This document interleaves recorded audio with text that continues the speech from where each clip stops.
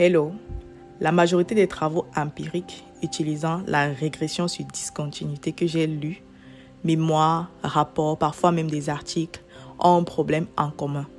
Pas dans l'estimation, pas dans l'interprétation, mais dans la vérification des hypothèses. Soit elles ne sont pas vérifiées du tout, soit elles sont vérifiées à moitié. Un graphique sans test formel, un test sans regarder ce qu'il dit vraiment. Et le problème, c'est que si vos hypothèses ne tiennent pas, tout le reste s'effondre. Votre coefficient, votre p-value et vos recommandations. Tout.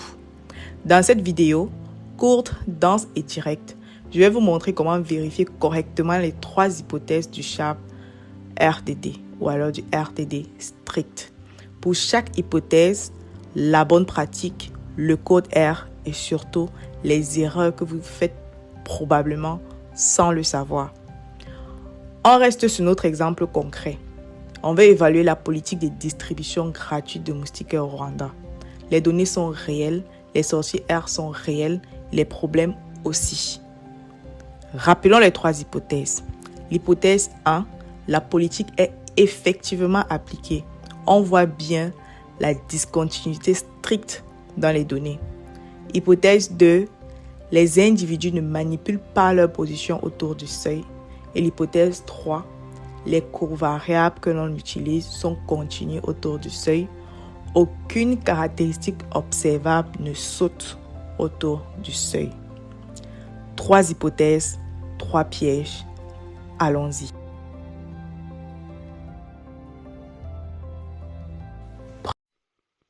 Hypothèse 3, les covariables observables sont-elles continues autour du seuil? C'est la plus longue à vérifier et c'est celle où on fait le plus d'erreurs. Pourtant, l'idée de fond est simple. Si les individus juste avant et juste après 60 mois sont vraiment comparables, toutes leurs caractéristiques observables doivent être continues autour du seuil.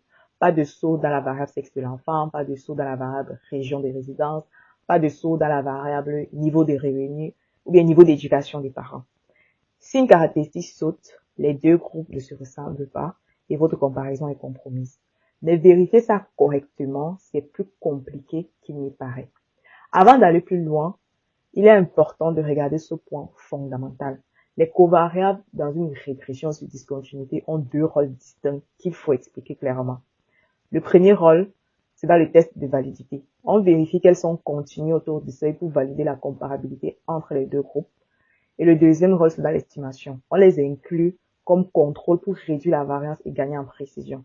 Et c'est là que beaucoup se trompent. Ils pensent que les covariables servent uniquement à contrôler les biais, comme dans une régression classique. Dans le RDD, cela a tout un autre rôle. Comment donc vérifier que ces covariables sont continues autour du seuil? La bonne pratique pour les variables qualitatives. On ne peut pas directement appliquer un test de discontinuité sur les variables qualitatives, donc on transforme chaque modalité en variable binaire et on fait le test sur des proportions. On regarde donc la proportion ici de chaque variable, de chaque modalité en âge mois. Si vous avez l'information la plus micro possible, vous pouvez regarder la proportion en cette information, par exemple l'enregistrement par semaine. Donc vous pouvez regarder la proportion des filles en âge mois par semaine. Là, ça sera encore beaucoup plus micro. Mais si vous n'avez pas l'information, vous pouvez directement utiliser votre running variable. Donc ici, regardez la proportion des filles en âge mois. La première des choses, c'est de regarder visuellement le graphique. Et la deuxième des choses, c'est d'estimer avec un test pour voir si il n'y a pas de discontinuité. Régulièrement, ce qui est fascinant avec les RDD, c'est que visuellement, lorsqu'il n'y a pas de saut, souvent dans les données, en faisant les tests, vous n'allez pas voir de saut. Mais il faut toujours vérifier. Parce que lorsqu'il y a un saut avec un RDD, il doit toujours être visible. Si vous estimez un saut avec un test et vous regardez qu'il est significatif et l'effet n'est pas nul du tout, pourtant visuellement vous ne le voyez pas, c'est que vous faites une erreur quelque part. L'inverse peut déranger, mais celle-ci ne dérange jamais. Pour que le test soit vrai, il faudrait que non seulement le graphique présente la discontinuité claire qui est visuelle, et aussi que vous pouvez le vérifier à travers le test. Et pour vérifier cela, on utilise RD Robust dans le package RD Robust. Vous utilisez juste la fonction RD Robust. Ici, vous allez appliquer le RD Robust sur la proportion des chiffres. Regardez par exemple ce graphique. Les points sont dispersés aléatoirement de part et d'autre du cut-off, pas de saut visible à 60 mois, les proportions aussi autour de 50% de façon homogène. On a vérifié, voilà les résultats également du test. C'est exactement ce qu'on veut voir. Au niveau des proportions des filles, on n'a pas de discontinuité. La bonne pratique avec les variables continues, on peut directement appliquer RD Roberts sur la variable continue. Par la suite, on a souvent des bases de données avec beaucoup de variables. On a souvent des bases de données avec 15, 20, 30 variables. Il serait compliqué de regarder ça variable par variable. Donc, ce que je propose, ce que nous proposons ici, c'est la construction d'un indice synthétique. Au lieu de tester chaque covariable une par une, on construit un indice synthétique qui résume l'information de toutes les covariables simultanément. Ma logique, et qu'elle est déjà vérifiée, est la suivante. Si aucune covariable n'a de discontinuité, l'index prédit ne peut pas en avoir. Si l'index saute, au moins une covariable lui a transmis cette discontinuité. En réalité, comment ça marche? Vous prenez une variable continue dans la base qui ne présente aucune discontinuité autour de 60 mois. Vous essayez de prédire cette variable avec toutes les autres covariables disponibles que vous deviez utiliser. Si la prédiction, et vous faites les tests RDD Roberts sur la valeur prédite, si la valeur prédite présente les discontinuités, alors la discontinuité vient des covariables que vous avez utilisées pour pouvoir prédire cet index. Et pour prédire cet index, pas besoin d'utiliser les modèles compliqués, juste utiliser une simple régression linéaire, et voilà. Dans notre cas, on a utilisé l'âge du chef de ménage, parce qu'on a vérifié l'âge du chef de ménage, il ne présentait pas de discontinuité autour de 60 mois.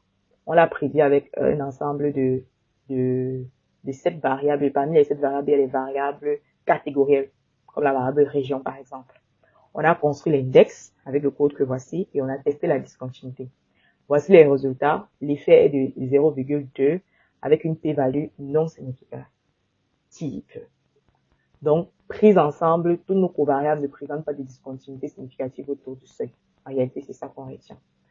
Dans l'erreur numéro 1 ici, ne tester que quelques covariables et ignorer les autres. Et c'est la plus fréquente qu'on observe dans les papiers, dans les articles ou dans les mémoires.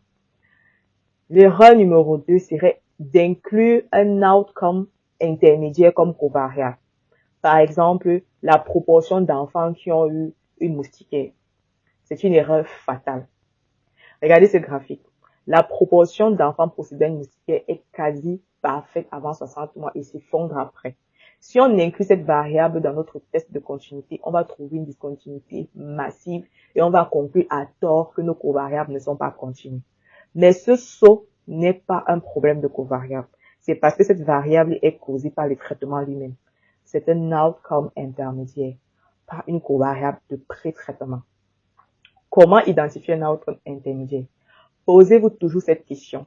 Cette variable peut-elle être affectée par le programme? Si oui, excluez-la de vos covariables. La règle, une covariable doit être déterminée avant le traitement et ne pas pouvoir être causée par lui. En cas de doute, excluez-le. L'erreur numéro 3. Inclure une variable mécaniquement corrélée à la running variable. Par exemple, l'âge du chef de ménage. C'est un peu plus subtil. L'âge du chef de ménage augmente littéralement avec l'âge de l'enfant, c'est mécanique. Plus l'enfant vieillit, plus ses parents vieillissent. Si on inclut cette variable dans le modèle de l'index, elle transmet sa tendance à l'index prédit et la régression interprète cette tendance comme une discontinuité. Du coup, on aura une p-value hautement significative, mais de mauvaise conclusion. Ce n'est pas une discontinuité réelle, c'est une tendance de fond capturée par une variable mal choisie. Si une variable est mécaniquement corrélée à votre running, excluez-la de l'index. L'erreur numéro 4. Conclure qu'une discontinuité significative invalide tout. C'est la 4e erreur et c'est celle qui fait abandonner de bonnes analyses. On trouve une discontinuité significative sur une covariable et on conclut RDD est invalide, tout s'effondre. Pas si vite, pas si vite. Avant de conclure, tester sur plusieurs fenêtres d'observation. Et c'est ça la beauté du RDD et qu'on va voir dans la prochaine vidéo. La fenêtre d'observation est très importante. Lorsque vous regardez un graphique, par exemple, je vais prendre une région au hasard. Je prends peut-être la région du Sud. On observe que la proportion des enfants dans la région du Sud en âge mois présente une discontinuité autour de 60 mois. Parce que, comme je l'ai expliqué dans la toute première vidéo avec le RDD, c'est une méthode locale. Peut-être c'est un effet de la fenêtre d'observation. Du coup, il faut faire varier la fenêtre d'observation pour voir si ce n'est pas une tendance générale. Est-ce que c'est parce qu'on prend tout le monde avec une large fenêtre, ça veut dire une fenêtre de 2 ans, une fenêtre de 3 ans, une fenêtre de 4 ans? Là, de regarder les données globalement, on observe une discontinuité. Est-ce que lorsqu'on se rapproche davantage de notre seuil, on observe la discontinuité ou pas? Voilà. Du coup, on a fait varier les fenêtres d'observation de plus ou moins 3 mois, plus ou moins 6 mois, plus ou moins 12 mois, plus ou moins 18 mois, plus ou moins 24 mois. On se rend compte que plus on se rapproche du seuil, moins il y a des discontinuités. En tout cas, les p-values ne sont plus significatives. La discontinuité disparaît complètement quand on se rapproche du seuil. Ce qu'on observe avec les grandes fenêtres, c'est une tendance naturelle de la richesse avec l'âge, pas un vrai saut local. Donc, une discontinuité significative sur une grande fenêtre n'est forcément pas un vrai saut. Testez toujours sur plusieurs fenêtres avant de conclure. Erreur numéro 5. Ne pas savoir quoi faire quand une hypothèse ne tient pas vraiment. On a vu là 3 hypothèses et nous sommes en train d'expliquer la dernière hypothèse. Ne pas avoir de stratégie quand l'hypothèse échoue. Si après tous les tests, la discontinuité tient sur toutes les fenêtres, voici la marche à suivre. L'option numéro 1. Si vous avez testé les discontinuités et tout, plusieurs fenêtres et vous constatez que voilà, il y a toujours la p-value est toujours significative. L'option 1, c'est de montrer la robustesse de l'estimateur principal. Vous incluez vos covariables dans les données et vous changez de fenêtre pour l'estimation du coefficient de départ. C'est-à-dire quoi? On voulait regarder l'effet ou l'impact du partage gratuit des mousquetaires au Rwanda. C'était ça. Donc, c'était cet effet-là qu'on voulait. On peut estimer cet effet avec et sans covariables. C'est-à-dire, on met toutes les covariables qui sont continues, qui sont observables et continues dans les données, dans la régression, sans ces variables-là qui semblent ne pas être continues. Et par la suite, on fait une seconde régression en ajoutant cette covariable pour montrer qu'en réalité, ça ne creuse pas davantage la discontinuité. Option numéro 2, présentez-le honnêtement dans votre section validité. La covariable X présente une discontinuité significative autour du seuil sur toutes les fenêtres testées. Cela suggère que les deux groupes diffèrent sur cette dimension. Nous contrôlons pour cette covariable dans toutes nos spécifications et nous montrons nos résultats stables par rapport à ces différentes spécifications. Ce n'est pas un aveu de faiblesse, un aveu de rigueur. Un reviewer qui comprend que vous maîtrisez votre sujet. Donc, il n'est pas nécessaire d'invalider complètement votre RDD parce qu'une seule variable n'est pas continue. Mais ne l'incluez pas de façon systématique. Donc, en résumé, pour l'hypothèse 3, il faut tester toutes les covariables qualitatives par proportion continue directement. Utiliser l'index synthétique ou un test beaucoup plus global. Ne tester qu'une sélection arbitraire de covariables. Inclut un outcome intermédiaire comme covariable. Inclut une variable mécaniquement corrélée à la running variable. Conclut qu'une discontinuité significative invalide tout sans tester les différentes fenêtres.